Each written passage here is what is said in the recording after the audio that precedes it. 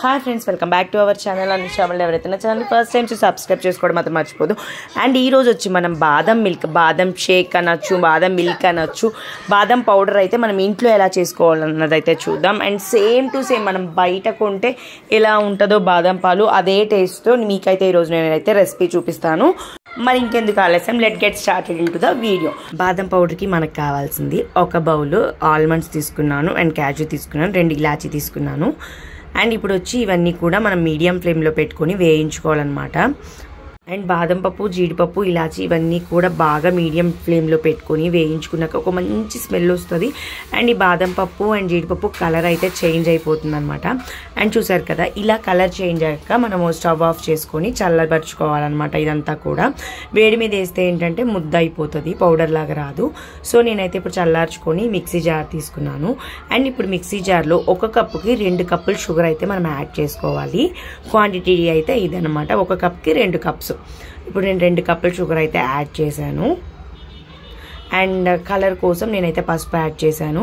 And next వేయించుకున్న జీడిపప్పు, బాదం పప్పు, ఇలాచి అయితే యాడ్ చేసేసుకొని ఒక గ్రైండ్ పేస్ట్ లాగా మనము మిక్సీ పట్టుకోవాలన్నమాట.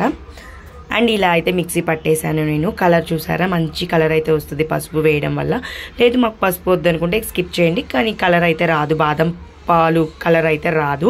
సో నేను ఇదైతే ఏంటంటే ఇదంతా కూడా స్టోర్ చేసి పెట్టుకుంటాను. అండ్ ఇది వచ్చి మనకి ఇయర్లీ 1 ఇయర్ అయితే స్టోరేజ్ ఉంటుంది అనమాట. మనం ఫ్రిడ్జ్లో పెట్టి స్టోర్ చేసుకున్నట్టయితే 1 ఇయర్ మనం స్టోర్ చేసుకోవచ్చు. నేను ఏంటంటే వీక్లీ అలా చేసుకొని స్టోర్ చేసి పెట్టుకుంటాను అనమాట. ఎక్కువగా స్టోర్ చేసుకొని వీక్లీ వన్స్ చేసి స్టోర్ చేసి పెట్టుకుంటాను. అండ్ నేను ఏంటంటే డైలీ ఒక పూట అయితే నేను ఈ బాదం మిల్క్ అయితే ఇస్తానన్నమాట పిల్లలకి. అండ్ పాలు వచ్చి చిక్కగా ఉండాలి, చిక్కగా ఉండి ఒక 2 సార్లు పొంగనివ్వాలి. అండ్ ఆల్రెడీ నా ఈ పాలు హీట్ ఎక్కినాయి అనమాట. చిక్కటి పాలు తీసుకున్నట్టయితే మంచిగా వస్తుంది అనమాట బాదం మిల్క్, బాదం షేక్ ఏదన్నా అనుకోండి. అండ్ మీ ఇంట్లో సాఫ్రాన్ ఏదన్నా ఉందంటే యాడ్ చేసుకోండి, కుంకుమ పువ్వు. అండ్ ఇప్పుడు వచ్చి నేను అండ్ పాలు హీట్ అవ్వగానే నేనైతే ఒక 3 స్పూన్స్ బాదం పౌడర్ అయితే యాడ్ చేసుకున్నాను. అండ్ యాడ్ చేసుకొని మిక్స్ చేసేసేసి బాయిల్ చేస్తున్నాను. అండ్ ఇంకొక స్పూన్ కావాలంటే కూడా యాడ్ చేసుకోవచ్చు మీరు.